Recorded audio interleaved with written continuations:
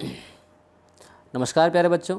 पिछले वीडियो में हम लोगों ने उपचयन और अपचयन अभिक्रियाओं को कवर अप कर लिया था।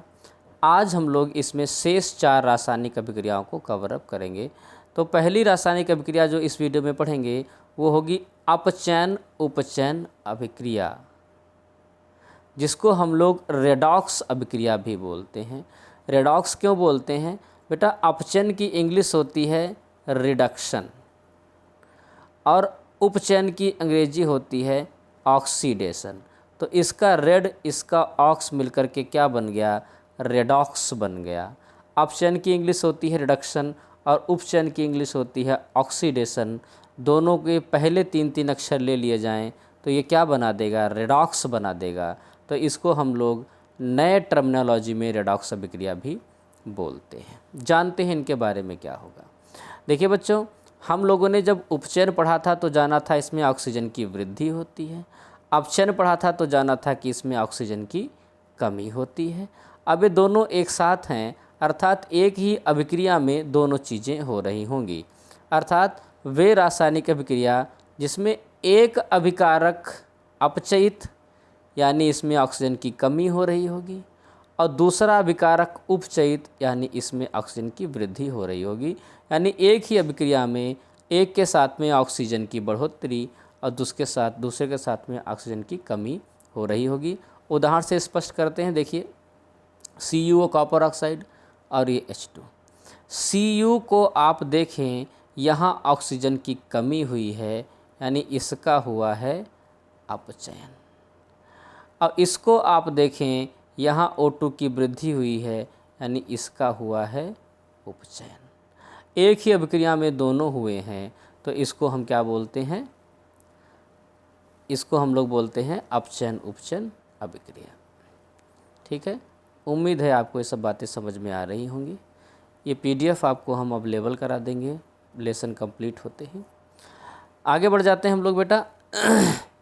रेडॉक्स अभिक्रिया के बाद में अगली हैं दो जो जोड़ा है वो है उत्क्रमणीय और अनुत्क्रमणीय अभिक्रिया। देखिए, उत्क्रमणीय को इंग्लिश में बोलते हैं रिवर्सिबल और अनुत्क्रमणीय को बोलते हैं इरिवर्सिबल।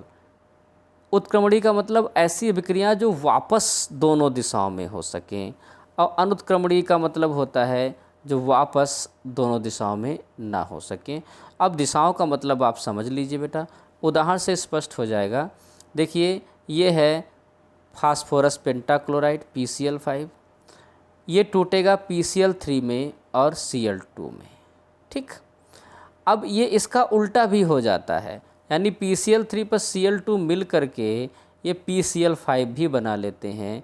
ये निशान जो होता है ऐसे और ऐसे वाला, यानी ऐसे और ऐसे वाला, इसका मतलब होता है उत्क्रमणीय, दोनों दिशा में संभव हैं। फिर से समझाने का प्रयास करते हैं।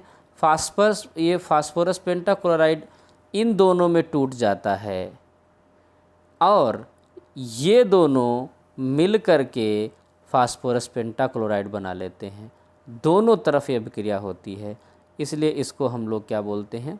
उत्क्रमणीय अभिक्रिया बोलते हैं। आगे देखिए, अनुत्क्रमणीय अभिक्रिया, ऐसी अभिक्रियाएं जो दोनों दिशाओं में ना हो सकें उसे अनुत्क्रमणीय अभिक्रिया बोलेंगे। ज़्यादातर रासायनिक अभिक्रियाएं ऐसी होती हैं जो एक ही दिशा में होती हैं।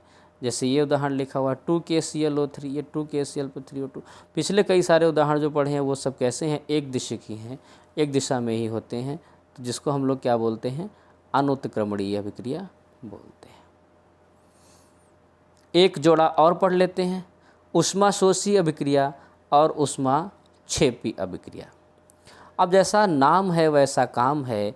ऊष्माशोषी का मतलब होता है जो ऊष्मा को सोखते हों, यानी गर्मी को सोखते हों, जिनको होने के लिए गर्मी की आवश्यकता है, उसे हम ऊष्माशोषी अभिक्रिया बोलेंगे। अर्थात वह अभिक्रिया जिसको पूर्ण होने के लिए ऊष्मा की आवश्यकता होती है उसे हम ऊष्माशोषी अभिक्रिया कहते हैं। पिछला उदाहरण दिया था तो हमने बताया था आपको कि कैल्शियम कार्बोनेट को जब गर्म किया जाता है तो वह कैल्शियम ऑक्साइड और कार्बन डाइऑक्साइड में टूट जाता है। इसमें गर्मी देने की आवश्यकता होती है। बहुत सारी अभिक्रियाएं हम जान सकते हैं, जैसे घर में सब्जी पकाई जाती है, ये भी एक ऊष्माशोषीय विक्रिया हो सकती है।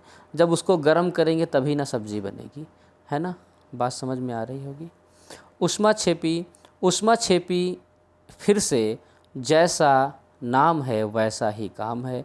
ऊष्मा का आक्षेप करेगी, आक्षेप का मतलब होता है निकालेगी, यानी ऐसी रासायनिक अभिक्रिया जो संपन्न होती है तो उससे ऊष्मा निकलती है, गर्मी निकलती है, उससे हम ऊष्माक्षेपी बोलते हैं। इसको भी पीछे हम आपको समझा चुके हैं। आपको पहले बताया था हमने कि